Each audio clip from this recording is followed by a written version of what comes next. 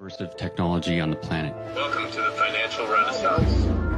Over time, I think Satoshi learned to trust me. From craze to crash. Anybody who was silly about their Bitcoins just lost a ton of money. Bitcoin currently is the largest social economic being a really positive thing. Put a bank. Kemunculan Bitcoin pada tahun 2009 bisa disamakan dengan hadirnya internet di akhir tahun 80-an. Sesuatu yang membingungkan bagi banyak orang, tapi menjadi peluang besar bagi mereka yang paham dan ingin menciptakan sesuatu di dalamnya. Jika internet mengubah cara manusia berkomunikasi, maka Bitcoin mengubah cara kita memperlakukan uang.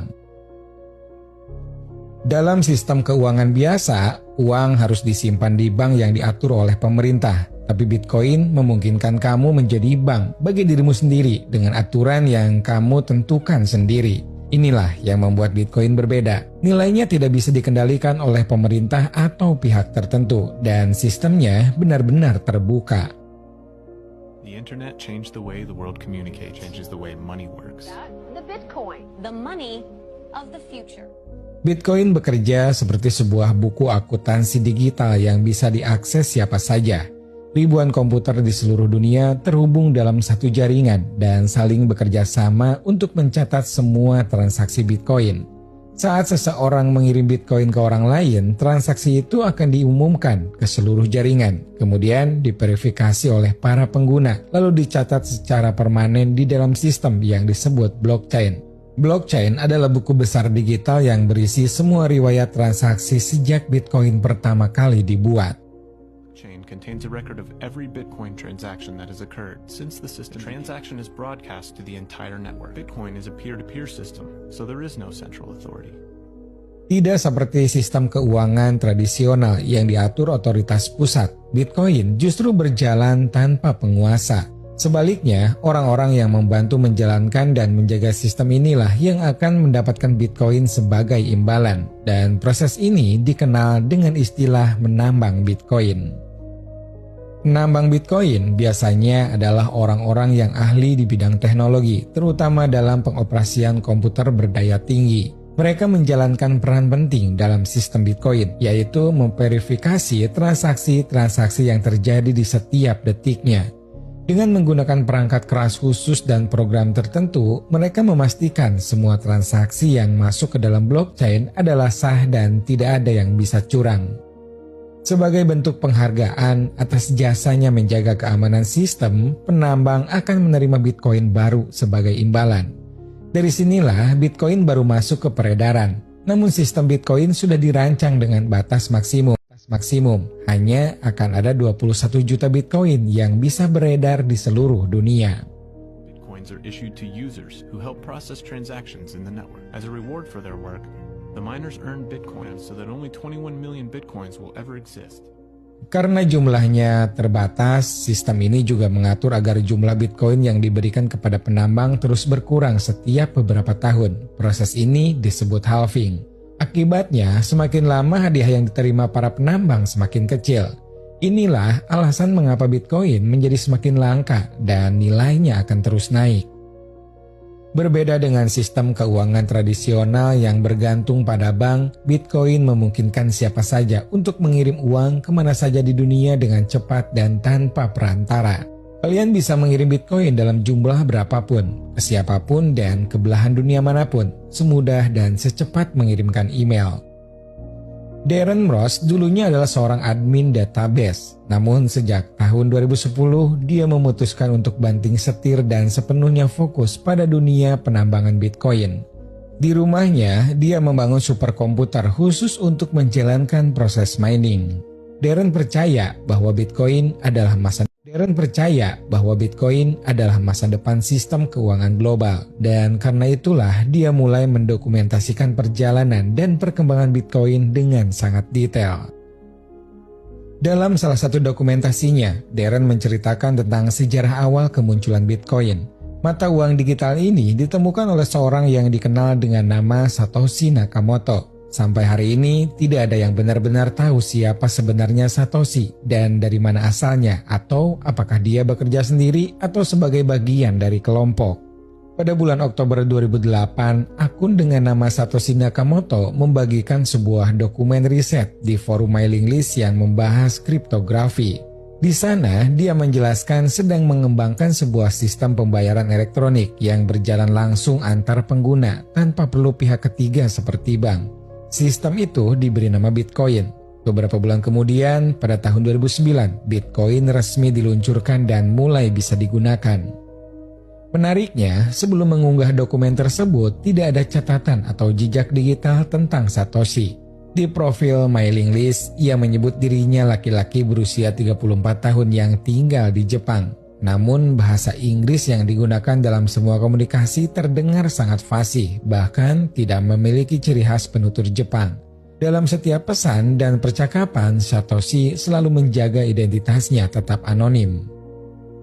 Untuk mengembangkan sistem Bitcoin, Satoshi tidak bekerja sendirian. Ia bekerja sama dengan banyak programmer dari berbagai negara. Pada tahun 2009, kurs Bitcoin pertama kali muncul. Saat itu, $1 Amerika setara dengan 1.309 Bitcoin.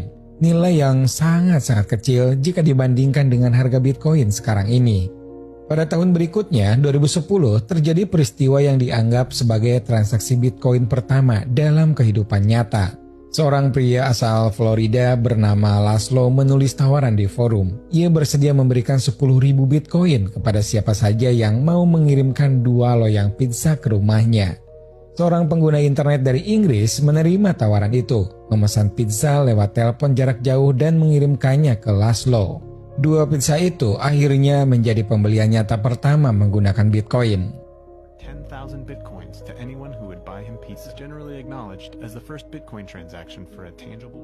Sejak awal tahun 2010, jumlah pengguna Bitcoin mulai tumbuh dengan cepat. Lonjakan ini mendorong munculnya berbagai startup yang menawarkan layanan jual beli Bitcoin secara lebih mudah dan ramah bagi pengguna baru. Salah satu yang pertama dan paling terkenal adalah Mt. Gox, sebuah bursa Bitcoin berbasis di Tokyo, Jepang. Dengan adanya Mt. Gox, semakin banyak orang bisa membeli dan menjual Bitcoin. Salah satu layanan jual beli bernama Bitcoinica menjadi korban, kehilangan sekitar $92.000 akibat sistem keamanannya dibobol. Selain itu, puluhan ribu Bitcoin dilaporkan dicuri dari berbagai akun pengguna lain. Semua ini menjadi peringatan bahwa siapapun yang ingin berinvestasi di Bitcoin harus paham resiko dan berhati-hati dalam setiap transaksi. Setelah sempat stagnan sepanjang awal 2012, harga Bitcoin perlahan kembali naik. Pada bulan Juli, harganya meningkat dari $5 menjadi $7 per koin. Dan di akhir tahun 2012, 2 perusahaan besar di internet mulai menerima Bitcoin sebagai alat pembayaran.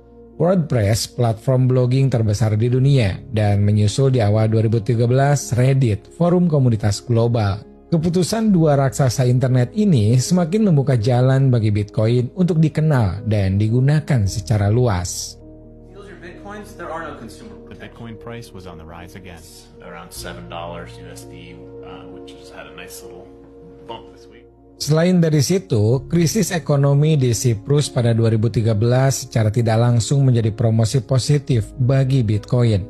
Kala itu Bank Negara Siprus menahan uang warganya sehingga terjadi kekacauan. Berbeda dengan Bitcoin yang tidak dikontrol otoritas dan pemiliknya bisa memakainya tak peduli kondisi politik dan ekonomi tempat tinggalnya. Di tengah krisis mulailah bermunculan ATM Bitcoin di Siprus. Tak lama setelah krisis itu, regulator keuangan di Amerika menerbitkan pedoman terkait mata uang virtual. Meski belum diatur secara spesifik, tetapi sudah ditegaskan kalau mata uang digital tidak ilegal. Keputusan ini menjadi angin segar bagi Bitcoin. Harganya pun mulai merangkak naik menembus rekor baru, mulai dari $58 hingga $77 per satu Bitcoin. Pada April 2013, harganya sudah menembus $100 per satu Bitcoin.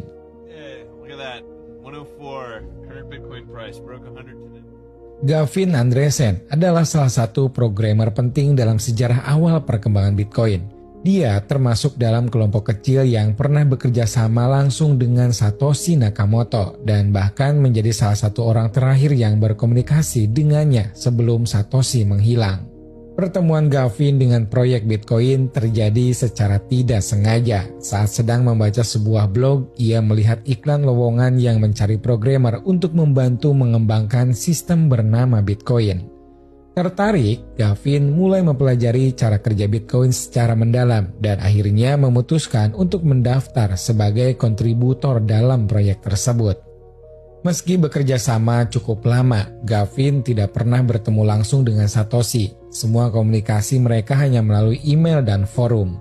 Hubungan mereka murni profesional dan dari awal Gavin merasa bahwa Satoshi memang sengaja menjaga jarak. Ia tidak pernah memberi informasi pribadi dan selalu menjaga anonimitasnya dengan sangat hati-hati. Pesan terakhir dari Satoshi terjadi ketika Gavin memberitahu bahwa ia diundang oleh CIA untuk mempresentasikan tentang Bitcoin. Setelah itu, Satoshi menghilang begitu saja dan tidak pernah memberi kabar lagi. Pertengahan tahun 2013 terjadi momen penting dalam sejarah Bitcoin. Untuk pertama kalinya, harga satu Bitcoin menembus angka $150 Amerika. Di titik ini mulai muncul orang-orang yang disebut jutawan Bitcoin. Mereka yang sudah mengumpulkan Bitcoin sejak awal dan kini kekayaannya melonjak sangat drastis.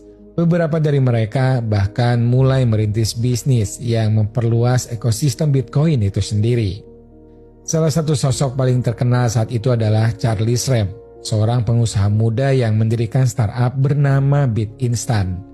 Di masa itu, membeli Bitcoin bukanlah proses yang mudah. Karena perbedaan negara dan aturan bank yang ketat, seseorang pun bisa menunggu lama hanya untuk menyelesaikan satu transaksi. BitInstant hadir sebagai solusi. Mereka menawarkan layanan yang mempercepat dan mempermudah proses pembelian Bitcoin, terutama di wilayah Amerika Serikat. Popularitas BitInstant langsung melonjak. Tak lama setelah perusahaan itu mulai beroperasi, harga Bitcoin naik lagi hingga mencapai $180 per koin.